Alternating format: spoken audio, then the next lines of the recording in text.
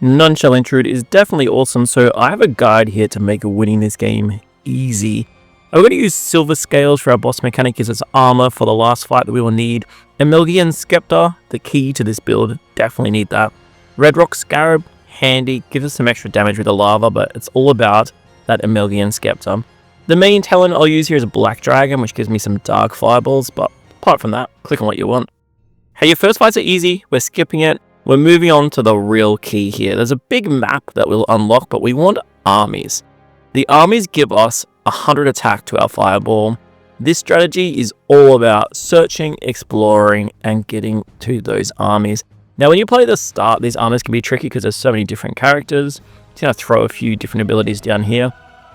But at the end of our turn, we have lava dealing damage, and we have those fireballs being launched on every enemy on the field.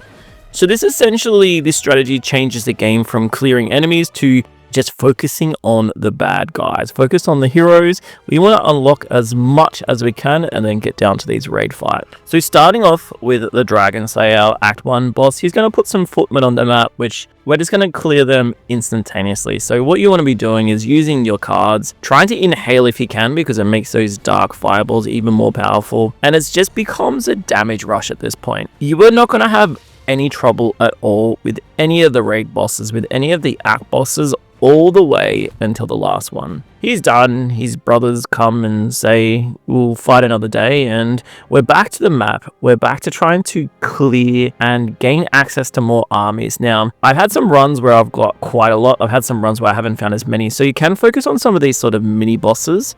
And Molthrax is the one I'll talk about. Molthrax is so easy with this build. The way that you deal damage to Molthrax is by attacking these little poison hearts.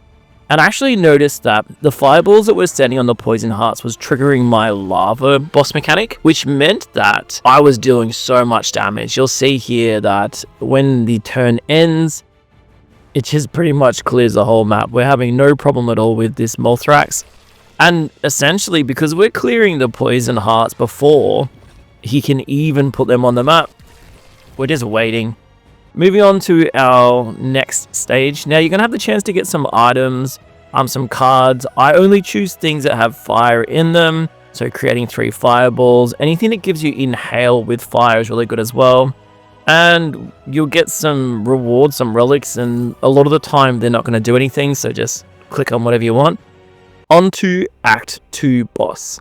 Now, this is easy. I had no challenges here. The Lucian Ashford doesn't actually do much at all in terms of spawning anyone, so we don't really need to worry about the lava mechanic or anything like that, so we're just going to damage burst them down. He doesn't really have the chance to deal damage to us, although he can throw some cards into the pack and then evolve into this werewolf, which can do a little bit more damage, but we just simply deal too much. By the time that they get within melee range of us, they might get us into tier 2. We're definitely not going to get into the final stage, so we'll be fine here. And stage 2 done. Once you're done stage 2, the game is almost done. The run is almost there. You basically just got to prepare for the last fight. You get maybe 4 turns left. I was lucky enough to get another army here, which is really handy because I wasn't that confident with 500 damage. I wanted a little bit more than 500 damage. At this point, we're clearing these so fast. You can do these in maybe 2 or 3 moves. I got a lot of wind here, which wasn't ideal.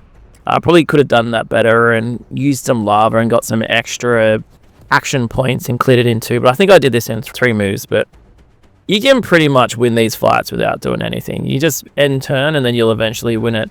You just take a little bit more damage, and we don't want to take too much damage because we have that one challenging fight coming up. The only thing that you'll need to think your way through, the only thing that can go wrong. Now, with the rewards, I actually got really lucky with this Celestial Guidance, which gives me some extra damage when I get rage. And we get rage so quickly, so I did take that. But unfortunately, I got some cards I didn't want. So right before that last boss fight, spend a bit of the cash at the merchant. Get rid of all those cards that aren't fire-based because we don't need wind. We don't need any of those earth cards. All they can do is just kind of give us cards that we don't need and stop us from dealing all that fireball damage that we want. So that was the last thing that I did before moving on to Dorian. Now, Dorian is dangerous because Dorian deals so much damage. Stage 1 of Dorian, not that hard. Just use your cards, use your inhale. I've got a card in here, I'm not sure if I've showed it to you yet, that inhales and then gives me extra action points for the next turn. That card is really handy because it allows you to do multiple damage cards in one turn. So a lot of those more expensive cards we can use. But really here, just use all that you can and then wait for the hard part. Dragonlance is really good because it scales up damage with the fire cards that we use in a turn already. Don't use rage. Use the attack points that you want. Alright. So you can see there that Dorian hits us quite hard. And you are definitely going to get close to the end, especially when we get into the second stage of Dorian, the Unbroken. The main problem here, I actually had a really bad timing because I couldn't deal damage. I would have preferred that to happen with some more damage cards here. The main thing here is that he just deals so much damage. Like you saw there, triggered my tier 3, stage 3 passive buff. If you deal the damage, you'll get through, depending on how many armies you defeated, the more, the easier it is, and get yourself the easiest victory that I can think. I'm having a lot of fun with None Shall Intrude. Let me know what you think.